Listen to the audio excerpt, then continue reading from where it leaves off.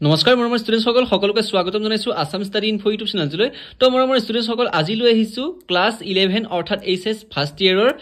অসমীয়াৰ যেটো চেপ্টাৰ 3 আছে গৌৰৱ কালিৰাম মেধি ডাঙৰীয়াই লিখিছিলে তো এই গৌৰৱ পাতৰ সকলোখিনি কোৱেশ্চন আনসাৰ আজি এই ভিডিও মাধ্যমেৰে আলোচনা কৰিম ইয়াৰ ভিতৰৰ কোৱেশ্চন বাহিৰৰ কোৱেশ্চন আৰু গুটে পাৰ্টটো তোমালোকে বুজি যাবা ঠিক আছে নতুনকৈ চেনেলটো সাবস্ক্ৰাইব কৰি ভিডিওটো এটা লাইক কৰি দিবা চেনেলটো এটা কাৰণে সাবস্ক্ৰাইব কৰিবা তোমালোকৰ কাৰণে এনেকুৱা ধৰণৰ ইম্পৰ্টেন্ট ভিডিও শুনাই থাকো আৰু তোমালোকে কি সাবজেক্টৰ লাগে তোমালোকে কমেন্ট বক্সত জনাবা তোমালোকক মই এটা কাম দিম তোমালোকে প্ৰথমতে এই কঠিন শব্দৰ অৰ্থখিনি ভালদৰে পঢ়ি লবা মানে এই পাঠটোত যিমানখিনি কঠিন শব্দ আছে সকলোখিনি ইয়াত অৰ্থটো বুজাই দিয়া হৈছে ঠিক আছে তাৰ পাছতে এটা নেক্সট কাম হৈছে তোমালোকে পাঠটো ঘৰতে নিজে এবাৰ পঢ়িব লাগিব যেহেতু এটো ভিডিওত গুটে পাঠটো পঢ়াই থাকিলে তোমালোকে এনে লাভ নাই তোমালোকে গুটে পাঠটো এবাৰ ভালদৰে প্ৰথমৰ পৰা শেষলৈকে পঢ়িবা আৰু লেখকৰ পৰিচয়টো পঢ়ি লবা তো এতিয়া বলা আমি গুটে পাঠটোৰ কোৱেশ্চন আনসাৰখিনি আলোচনা কৰো লেটস গো তো মৰমৰ ষ্টুডেণ্টছ সকল তোমালোকৰ প্ৰথমটো কোৱেশ্চন আহিছে গৌৰৱ পাঠটোৰ পৰা তো তোমালোকে ধুনীয়াকৈ লিখি লবা নিজৰ বহিখন উলিয়াই তো প্ৰথমতে আছে অতি চমু প্ৰশ্ন মূল্যাঙ্কন একখিনি আহিছে অৰ্থাৎ এইখিনি যিখিনি কোৱেশ্চন পৰীক্ষাত আহিলে 1 নম্বৰ আহিব আৰু এইখিনি খুবেই গুৰুত্বপূৰ্ণ কোৱেশ্চন ঠিক আছে তো প্ৰথম কোৱেশ্চনটো আহিছে কালিৰাম মেধিৰ অসমীয়া ব্যাকৰণ আৰু ভাষা সম্পৰ্কীয় গ্ৰন্থখনৰ নাম লিখা ঠিক আছে এই কোৱেশ্চনটো উত্তৰটো চাবা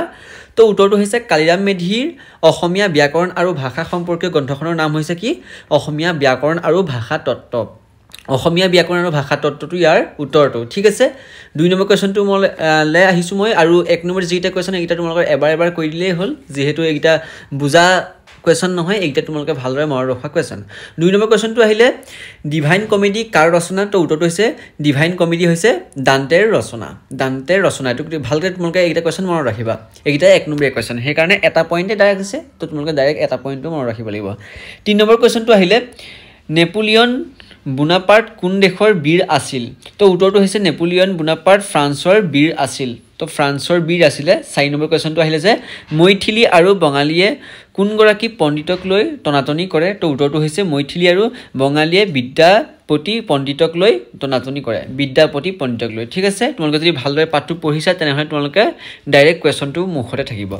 পাছৰ কোৱেশ্চনটো আহিলে 5 নম্বৰ কোৱেশ্চনটো জাপানী বিলাকে নিজৰ দেহৰ গড় কাৰ নিচিনাকৈ কৰিবলৈ চেষ্টা কৰিছে তো উত্তৰটো হৈছে জাপানী বিলাকে নিজৰ দেহৰ গড় ককেছিয়ান বিলাকৰ নিচিনাকৈ কৰিবলৈ চেষ্টা কৰিছে ককেছিয়ান বিলাকৰ নিচিনাকৈ কি চেষ্টা কৰিছে জাপানী সকলে নিজৰ দেহটো গঢ়িবলৈ পাছতে আহিলে চমু প্ৰশ্ন উত্তৰ মূল্যাঙ্কন 2 পৰা 3 নম্বৰ অৰ্থাৎ পৰীক্ষাত আহিলে তোমালোকৰ 2 পৰা 3 নম্বৰ ভিতৰত এইখিনি কোৱেশ্চন আনসাৰ আহিব তো 1 নম্বৰ কোৱেশ্চনটো আহিলে তোমালোকে ভালদৰে নিজৰ বহিত কোৱেশ্চনটা লিখি লবা এতিয়া যিটা কোৱেশ্চন এটা তোমালোকক বুজাই দিম তো সৌভাগ্যৰ পৰা গৌৰৱ কেনেকৈ উপজে তো কোৱেশ্চনটোত কৈছে যে সৌভাগ্যৰ পৰা গৌৰৱ কেনেকৈ উপজে তো উত্তৰটো চাবা সৌভাগ্যৰ বাবে উচ্চ বংশৰ মৰ্যাদা ধন সম্পত্তি আৰু মান মৰ্যাদা লাভ কৰে এজন ধনী ব্যক্তি বা উচ্চ বংশৰ লোকক বৰ্তমান সমাজত এক শ্ৰেণীৰ লোকে যথেষ্ট মান সম্মান কৰে ঠিক আছে তুমি এটো কথা বুজি পাইছা এটো কথা যেটো ইয়াত কোৱা হৈছে এটো আমাৰ দৈনন্দিন জীৱনত চলিয়ে আছে তো কৈছে যে সৌভাগ্যৰ বাবে উচ্চ বংশৰ মৰ্যাদা ধন সম্পত্তি আৰু মান মৰ্যাদা লাভ কৰে এজন ধনী ব্যক্তি বা উচ্চ বংশৰ লোকক বৰ্তমান সমাজত এক শ্ৰেণীৰ লোকে যথেষ্ট মান সম্মান কৰে অৰ্থাৎ আজিকালি দিনত ধনী যাৰ হাতত টকা পইচা আছে তেওঁলোককে বেছি তেওঁলোক মানুহজন বেয়া হলেও তেওঁলোকক সমাজত বেছি স্থান দিয়ে বেছিকে তেওঁক গৌৰৱ কৰে সেই কাৰণে কৈছে যে ধনী ব্যক্তি বা উচ্চ বংশৰ লোকক বৰ্তমান সমাজৰ এক শ্ৰেণীৰ লোকে যথেষ্ট মান দিয়ে তেওঁলোকক মান সম্মান দিয়ে তেওঁলোকৰ যেটো টকা পইচা আছে সেই কাৰণে তেওঁলোকক মান সম্মান দিয়ে তেওঁ বেয়াই হোক বা ভালেই হোক ঠিক আছে 1 নম্বৰ কোৱেশ্চন বুজি পাইছা একেবাৰে সহজ কোৱেশ্চন তোমালোকে নিজে খাজি লিখিব পাৰিবা 2 নম্বৰ কোৱেশ্চনটো আহিলে ৰূপৰ বলত পোৱা মান আৰু ভক্তি স্থায়ী হয়নে বুজাই লিখা তো কোৱেশ্চনটো কৈছে যে ৰূপৰ বল পোৱা মান আৰু ভক্তি স্থায়ী হয়নে ইয়াত বুজাই লিখিব লাগিব যে উত্তৰটো কৈছে যে ৰূপৰ বলত পোৱা মান আৰু ভক্তি স্থায়ী নহয় কাৰণ শৰীৰৰ পতনৰ লগে লগে ৰূপৰো পতন ঘটে এটো ডাইৰেক্ট তোমালোকে মনত ৰাখিব লাগিব যে ৰূপৰ বলত পোৱা মান আৰু ভক্তি স্থায়ী নহয় কাৰণ শৰীৰৰ পতনৰ লগে লগে ৰূপৰো পতন ঘটে কোৱেশ্চন নম্বৰ 3 আহিলে যে বিশ্বামিত্ৰৰ দুখৰ কাৰণ কি আছিল বুলি পাঠটোত কোৱা হৈছে তো বিশ্বামিত্ৰৰ দুখৰ কাৰণ হৈছে তেওঁ জন্ম আছিল বুলি পাঠটোত কোৱা হৈছে তো বিশ্বামিত্ৰৰ যেটো দুখ সেই দুখটো হৈছে জন্ম আছিল তো এটোই আমাৰ এটো পাঠত পাইছিলো আমি গৌৰৱ পাঠটোত ঠিক আছে পাছৰ কোৱেশ্চনটো আহিলে 5 নম্বৰ কোৱেশ্চনটো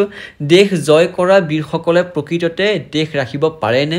তো উত্তৰটো হৈছে দেশ জয় কৰা বীৰসকলে প্ৰকৃততে দেশ ৰাখিব নোৱাৰে প্ৰকৃততে তেওঁলোকে কি দেখ ৰাখিব নোৱাৰে তো মৰমৰ ষ্টুডেণ্টসকল তোমালোকে যদি পিকচাৰখিনি ভালদৰে কোৱালিটি দেখা নাই তেনেহ'লে তোমালোকে কোৱালিটিত যাবা গৈ লৈ 360p নহ'লে 480p তোমালোকে চাবা তেতিয়া ভালদৰে তোমালোকে দেখা পাবা ঠিক আছে আৰু নতুনকৈ চেনেলটো ছাবস্ক্ৰাইব কৰি ভিডিঅ'টো এটা লাইক কৰি দিবা আমি কাই তোমালোকৰ কাৰণে এনেকুৱা ধৰণৰ ইম্পৰ্টেণ্ট ভিডিঅ' বনাই থাকোঁ আৰু তোমালোকে প্ৰত্যেকটো চেপ্টাৰৰ কুৱেশ্যন এনচাৰ পাই যাবা আমাৰ চেনেলটো ভিজিট কৰিলে তো দীঘল প্ৰশ্ন আহিলে এবাৰ 4 পৰা 5 নম্বৰ পৰীক্ষাত আহিব তো উত্তৰটো হৈছে ধনেই ধৰ্মৰ মূল নহয় নহ'লে যায় জাতি কুল কথাষাৰ বুজাই লিখা এই কথাষাৰ যিষাৰ আছে এই খাৰ তোমালোকৰ এই পাঠটোতে আছে তো পাঠটোৰ পৰা উঠাই অনা হৈছে তোমালোকে চাবা উত্তৰটো হৈছে ধন সম্পত্তি এনেকুৱা এটা নিচা যাৰ বাবে মানুহে নিজক লৈ গৌৰৱ অহংকাৰ কৰে তেওঁলোকৰ মানত ধনেই সৰ্বসৰ্বা অৰ্থাৎ তেওঁলোকৰ বাবে ধনটোৱে হৈছে সৰ্বে অৰ্থাৎ ধনটোৱে হৈছে মেইন বস্তু আৰু ধন থাকিলে সকলো বস্তু কিনিব পাৰি অথচ মান সন্মানকো নিজৰ কৰি ৰাখিব পাৰে তোমালোকে এইটো কথা গম পোৱাই যে ধন পইচা থাকিলে আজিকালি দিনত তোমালোকে সন্মান যি কি নহওক সন্মান ভাল পোৱা সকলোখিনি কিনি ল'ব পাৰে পইচা ধন থাকিলে ঠিক আছে তো ধন থাকিলে বন্ধুৰ লগত থাকে হিয়া লাগিলে স্বাৰ্থপৰ বন্ধুৱে হওক অৰ্থাৎ তোমালোকে ধন যদি তোমালোকৰ হাতত থাকে তেতিয়া তোমালোকৰ কাষত বন্ধু সহস্ৰজন বন্ধু তোমালোকৰ লগত থাকিব তেওঁ তোমাক ভালেই পাওক বা বেয়াই পাওক ঠিক আছে ধনীক সাধাৰণ মানুহে ভয় কৰে ভক্তি কৰে আৰু সন্মান কৰে সেইহে কোৱা হৈছে যে ধনেই ধনৰ মূল নহ'লে মন নহ'লে যায় জাতিকুল ঠিক আছে এই গোটেই পেৰাগ্ৰাফটো তোমালোকে নিজৰ বহীত ভালদৰে লিখি লোৱা মই তোমালোকক দেখাই দিছোঁ আৰু খুবেই গুৰুত্বপূৰ্ণ কুৱেশ্যন পৰীক্ষাত তোমালোকৰ আহিব আৰু এই পাঠটো খুবেই গুৰুত্বপূৰ্ণ আজিকালি দিনৰ ষ্টুডেণ্টসকলৰ কাৰণে 2 নম্বৰ কুৱেশ্যনটো আহিলে গৌৰৱ প্ৰবন্ধটো প্ৰকৃত গৌৰৱৰ কাৰণ কি বুলি কোৱা হৈছে তো উত্তৰটো হৈছে প্ৰকৃত গৌৰৱৰ কাৰণ জ্ঞান আত্মসংযম আৰু আত্মদানৰ পৰা ওলায় এই গুণবিলাকে মানুহক অমৰ কৰে চক্ৰেটিছৰ জ্ঞান হৰিশ্চন্দ্ৰৰ ন্যায় প্ৰহ্লাদৰ আত্মসংযম আৰু জয়মতীৰ আত্মদান ইতিহাসৰো গৌৰৱৰ বিষয় শেক্সপিয়াৰৰ কবিৰ শংকৰদেৱ মাধৱদেৱ কালিদাস ব্যাস আদিৰ ৰচনাৰাজিয়ে আজিও গোটেই বিশ্বত স্থান দখল কৰি আছে এই গৌৰৱৰ কাৰণ স্বৰ্গীয় আৰু চিৰস্থায়ী তোমালোকে বুজি পালা যে এইটো কাৰণবোৰ হৈছে কি স্বৰ্গীয় আৰু চিৰস্থায়ী তো কুৱেশ্যনটোত কৈছিলে যে গৌৰৱ প্ৰবন্ধটো প্ৰকৃত গৌৰৱৰ কাৰণ কি বুলি কোৱা হৈছে তো সেই কুৱেশ্যনটোৰ উত্তৰটো মই ধুনীয়াকৈ তোমালোকে দেখাই দিলোঁ স্ক্ৰীনত দেখি আছে তোমালোকে নিজৰ বহীত লিখি লোৱা যদি থাকি গৈছে তোমালোকে ভিডিঅ'টো ৰখাই ল'বা নহ'লে ডাউনলোড কৰি ল'বা কুৱেশ্যন নম্বৰ 3 আহিলে প্ৰসংগ সংগতি দৰ্শাই ব্যাখ্যা কৰা তো প্ৰসংগ সংগতি দৰ্শাই ব্যাখ্যা কৰিব লাগিব তোমালোকে তলতীয়া বাক্যশাৰী তো বাক্যশাৰীত কৈছে যে বিজেতাই মানুহকহে পৰাস্ত কৰে মানুহৰ মনত পৰাস্ত কৰিব নোৱাৰে বিজেতাই মানুহকহে পৰাস্ত কৰে আৰু মানুহৰ তেওঁ মনক পৰাস্ত কৰিব নোৱাৰে বিজেতাই ঠিক আছে তো উত্তৰটো হৈছে উপৰোক্ত পদ্যাংশ ফাঁকি আমাৰ অসমীয়া পাঠ্যপুথি সাহিত্য সৌৰভৰ অন্তৰ্গত কালিদাস মেধি ৰচিত গৌৰৱ পাঠটোৰ পৰা তুলি দিয়া হৈছে এইটো সকলোৱে লিখিব পাৰে তোমালোকে সৰুৰ পৰা পঢ়ি আহিছে ক্লাছ 8-9ৰ পৰাই তোমালোকে এইটো প্ৰসংগখন দৰ্শাই ব্যাখ্যা পঢ়ি আহিছে ঠিক আছে বলিয় নিজৰ দেহত বলত সকলো জয় কৰিব পাৰিলেও কিন্তু মন জয় কৰিব নোৱাৰে উপৰোক্ত বাক্য ফাঁকি তাৰে অৱতাৰণা কৰিছে এতিয়া আমি বাক্যশাৰী চাম অৰ্থাৎ ব্যাখ্যাটো চাম বল হ'ল শৰীৰৰ এটি গৌৰৱৰ কাৰণ বলে মানুহক সাহস স্ফূৰ্তি আৰু আনন্দ দিয়ে বল থাকিলে মানুহে আনৰ ওপৰত প্ৰভুত্ব চলাব পাৰে আৰু আনৰ পৰা ভয় ভক্তি আকৰ্ষণ কৰিব পাৰে দেশ জয় কৰা বীৰসকলক গৌৰৱৰ পাত্ৰ বুলি ভবা হয় কিন্তু বিজেতাই প্ৰথম দিন দেশ জয় কৰে দ্বিতীয় দিন ৰাখে তৃতীয় দিন আনে জয় কৰি লয় আলেকজেণ্ডাৰেও দেশ জয় কৰিছিল কিন্তু প্লেটোৱেহে মানুহৰ মন জয় কৰিছিল নিউটন ডাৰউইনৰ নিজৰ ভাৱ আনৰ মনত সুমুৱাই দি আনৰ মন জয় কৰিছে আৰু তেওঁলোকৰ নিচিনাকৈ ভাবিবলৈ সমৰ্থন কৰিছে চুকাফা আৰু নৰনাৰায়ণ ৰাজ্য নাই কিন্তু শংকৰদেৱৰ ৰাজ্যও কোনেও ধ্বংস কৰিব পৰা নাই মানে চুকাফা আৰু নৰনাৰায়ণৰ ৰাজ্য নাই কিন্তু শংকৰদেৱৰ যিটো মান তেওঁ কেতিয়াও ধ্বংস হ'ব নোৱাৰে আকবৰৰ ৰাজ্য কেতিয়াবাই সাৰখাৰ হ'ল কিন্তু গৌতম বুদ্ধৰ হোৱা নাই সেয়েহে কোৱা হৈছে যে বিজেতাই মানুহকে পৰাস্ত কৰে মানুহৰ মনত পৰাস্ত কৰিব নোৱাৰে ঠিক আছে এইটো কোৱেশ্যন ক্লিয়াৰ তাৰপিছত কুৱেশ্যনটো আহিছোঁ আমি জন্মগতভাৱে লাভ কৰা ধন আৰু মান স্থায়ী হয়নে বুজাই লিখা জন্মধন আৰু মান সৌভাগ্যৰ পৰা আহে জন্মগতভাৱে লাভ কৰা ধন আৰু মান স্থায়ী নহয় ধন থাকিলেও যদি প্ৰয়োজনত খৰচ কৰা নহয় দান কৰা নহয় ধাৰ নিদিয়া তেন্তে সেই ধন কি কামৰ টকা থাকে মানে বাহিৰৰ পৰা মান সম্ভৱ নিজে আনি লগ ধৰে সংসাৰত আহি যদি সৎকৰ্ম নকৰি সৎ অসৎ কৰ্মত ধন ভাঙিব লগা হয় এই কুসংগীবোৰৰ পৰা বাচি থাকিব নোৱাৰিলে ধন আৰু মান কেতিয়াও স্থায়ী হৈ থাকিব নোৱাৰে এইটো হৈছে 4 নম্বৰ কোৱেশ্চনটো 4 নম্বৰ কোৱেশ্চনটো ক্লিয়াৰ কৰি দিছো তোমালোকে ভালদৰে নিজৰ বহিত লিখি লবা আৰু আমাৰ হোৱাটছআপ চেনেলত জয়েন হবা ডেসক্ৰিপচনতে লিংক আছে চেনেলটো সাবস্ক্ৰাইব কৰি লবা ঠিক আছে তাৰ পাছত আহিলে প্ৰসংগ সংগতি ৰখাই ব্যাখ্যা কৰা ৰূপৰ কিবা আচৰিত চুম্বক শক্তি আছে ৰূপৰ কিবা আচৰিত চুম্বক শক্তি আছে বুলি কোৱা হৈছে তো তোমালোকে এই যেটো খাইটো এটো প্ৰসংগ সংগতি ৰখাই ব্যাখ্যা কৰিব লাগিব তো প্ৰসংগ সংগতিৰ মনত প্ৰথমতে চাই লবা উপৰোক্ত পইতাফাকি আমাৰ অসমীয়া পাঠ্যপুথি সাহিত্য সৌৰভৰ অন্তৰ্গত কালিৰাম মেধি ৰচিত গৌৰৱ পাতুৰ পৰা তুলি দিয়া হৈছে তো ৰূপে মানুহক কিদৰে নিজৰ মায়াজালত বন্দী কৰিব পাৰে তাৰে অৱতাৰণা উপৰোক্ত বাক্যফাকিৰ জৰিয়তে বুজাবলৈ চেষ্টা কৰা হৈছে এইটা হৈছে প্ৰসংগ সংগতি তাৰ পাছত আমি এবাৰ কম ব্যাখ্যাটো মেইন যেটো টপিকটো শৰীৰৰ এটা প্ৰধান অংশ হল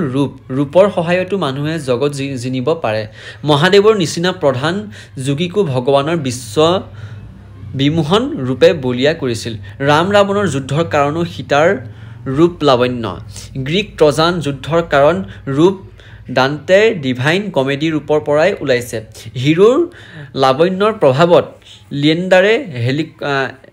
হেলিম্পট সাগৰ সাতুৰি পাৰ হৈছিল সাপ যেনেকৈ যোগীৰ মন্ত্ৰত মুগ্ধ হৈ যায় মানুহকো তেনেদৰে ৰূপত মুগ্ধ হৈ যায় ৰূপৰ বলতে বহুতৰ ঠাইত মান আৰু ভক্তি পায় মহাপুৰুষ শংকৰদেৱৰ ৰূপ আৰু শান্তমূৰ্তিয়ে দেশৰ প্ৰতিদ্বন্দ্বীৰ পৰাও ভক্তি আৰু শ্ৰদ্ধা আকৰ্ষণ কৰিছিল ৰূপৰ প্ৰভাৱতে মহৎমত বধ কৰিবলৈ উদ্যত শক্তিৰ হাতৰ তৰোৱাল খহি পৰিছিল গতিকে সেই কাৰণে ৰূপৰ কিবা আচৰিত চুম্বক বুলি শক্তি আছে বুলি তেওঁ কোৱা হৈছে অৰ্থাৎ ৰূপক কি বুলি কোৱা হৈছে আচৰিত চুম্বক শক্তি আছে বুলি কোৱা হৈছে আৰু এইটো কোৱেশ্চনটোৰ গুটে এনসাৰটো মই তোমালোকক দেখাই দিলো তোমালোকে ভালদৰে লিখি লবা ঠিক আছে তাৰ পাছৰ কোৱেশ্চনটো চাবা তো পাছৰ যিটা কোৱেশ্চন আহিছে এইটা কোৱেশ্চন তোমালোকৰ ভিতৰৰ পৰা আহিছে পাঠটোৰ ভিতৰৰ পৰা যিটা তোমালোকৰ কিতাপত তোমালোকে বিচাৰি নাপাবা এইটা ভিতৰৰ পৰাই তুলি অনাই হৈছে তো এক নম্বৰ কোৱেশ্চন প্ৰথমতে চাবা কালিৰাম মেধি কিমান চনত জন্ম হৈছিল এটো তোমালোকে জনাটো অত্যন্ত গুৰুত্বপূৰ্ণ কিয়নো এটো কোৱেশ্চন পৰীক্ষাত তোমালোকৰ আহিব কালিৰাম মেধি 1878 চনত জন্ম হৈছিল দুই নম্বৰ আহিলে মহাপুৰুষ শংকৰদেৱৰ বাণী কাৰ ৰচনা তো উত্তৰটো হৈছে মহাপুৰুষ শংকৰদেৱৰ বাণী কালিৰাম মেধিৰ ৰচনা তিন নম্বৰ কোৱেশ্চনটো আহিলে কালিৰাম মেধিৰ মৃত্যু কিমান চনত হৈছিল তো কালিৰাম মেধিৰ মৃত্যু হৈছিল 1954 চনত তো কালিৰাম মেধিয়ে সম্পাদনা কৰা কেইখনমান গ্ৰন্থৰ নাম লিখা তো কালিৰাম মেধি গ্ৰন্থখন কেইখনমান হৈছে তোমালোকে চাই লবা কালিৰাম মেধিয়ে সম্পাদনা কৰা গ্ৰন্থ কেইখন হৈছে অংকাৱলী প্ৰহ্লাদ চৰিত্ৰ মহাপুৰুষ শংকৰদেৱৰ বাণী ঠিক আছে 5 নম্বৰ কোৱেশ্চনটো চাবা 5 নম্বৰ কোৱেশ্চনটো আহিছে যে কালিৰাম মেধি অসম সাহিত্য সভাৰ কোনখন অধিৱেশনৰ সভাপতি আছিল আৰু এই অধিৱেশনৰ মানে এই যিখন অধিৱেশন কিমান চনত হৈছিল তো উত্তৰটো হৈছে কালিৰাম মেধি অসম সাহিত্য সভাৰ বৰপেটা অধিৱেশনৰ সভাপতি আছিল আৰু এই অধিৱেশন 1919 চনত হৈছিল তো 6 নম্বৰ কোৱেশ্চনটো আহিলে হোমাৰৰ মহাকাব্য দুখনৰ নাম লিখা তো হোমাৰৰ মহাকাব্য দুখনৰ নাম হৈছে ইলিয়াড আৰু ওডিসি তো তোমালোকে এইটো কোৱেশ্চন খুবেই গুৰুত্বপূৰ্ণ পৰীক্ষাৰ কাৰণে তোমালোকে এইটো কোৱেশ্চন চাই ল'ব পাৰা যে হোমাৰৰ কাব্য অৰ্থাৎ মহাকাব্য দুখনৰ নাম লিখা তো উত্তৰ লিখিবা তোমালোকে ডাইৰেক্ট ইলিয়াড আৰু ওডিসি ঠিক আছে মৰমৰ ষ্টুডেন্টস সকল তোমালোকৰ আজি এটো পাঠ ক্লিয়াৰ কৰি দিয়া হৈছে আৰু নেক্সট তোমালোকে বেলেগ পাঠ লৈ আহিম আৰু কি পাঠৰ কোৱেশ্চন আনসাৰ লাগে তোমালোকে মোক কমেন্ট বক্সত জনাই দিয়া আৰু মই অলৰেডি বহুতখিনি পাঠৰ কোৱেশ্চন আনসাৰ বনাই থোৱা আছে তোমালোকে নাইছা তেনেহলে চেনেলটো ভিজিট কৰিবা নতুনকৈ চেনেলটো সাবস্ক্ৰাইব কৰি ভিডিওটো এটা লাইক কৰি দিবা নিজৰ বন্ধু বান্ধৱীসকলে শ্বেয়াৰ কৰি দিবা তো আজিলৈ ভিডিওটো মানে ধন্যবাদ